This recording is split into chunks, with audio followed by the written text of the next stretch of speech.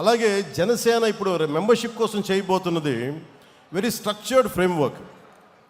అలాగే ప్రతి క్రియా సభ్యుడికి గుర్తింపు, నాయకత్వం, భద్రతతోటి ఈ త్రిశూల్ ప్రోగ్రామ్ని మన దసరా తర్వాత స్టార్ట్ చేయబోతున్నాం. అది ఎలా ఉంటుందనేది ఈ కొన్ని ముక్కలు మాట్లాడేసి మీకు తెలియజేస్తాను. ప్రతి అంశం మీద మనకి స్పష్టత కావాలి. నేను వీటిని దృష్టిలో పెట్టుకొని త్రిశూల్ అనే ఇందాక చెప్పినట్టు ఒక ప్రోగ్రాం పెట్టాం.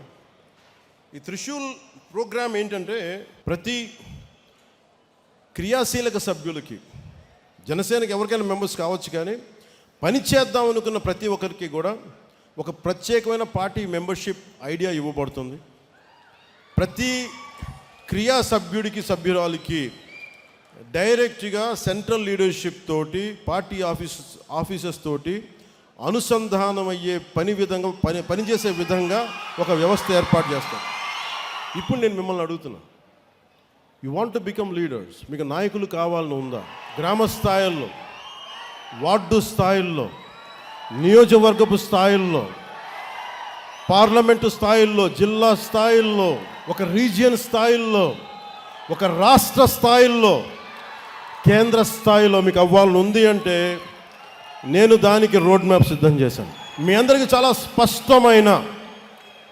స్పష్టమైన దిశానిర్దేశం చేయదలుచుకున్నాను. మెంబర్షిప్ టు లీడర్షిప్ మార్గమే మన విధానం.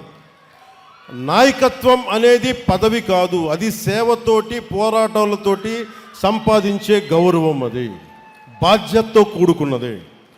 పదవుల కోసం కాకుండా ప్రజల పట్ల అంకిత భావంతో వచ్చిన వారే నాయకులు అవుతారు. దానికి నేను దారి వేస్తున్నాను. మరి దృష్టి ఇప్పటిదాకా పూర్తిగా ఒక సిస్టమేటిక్ గ్రోత్గా చాలా ఆర్గానిక్గా పెట్టబోతున్నా.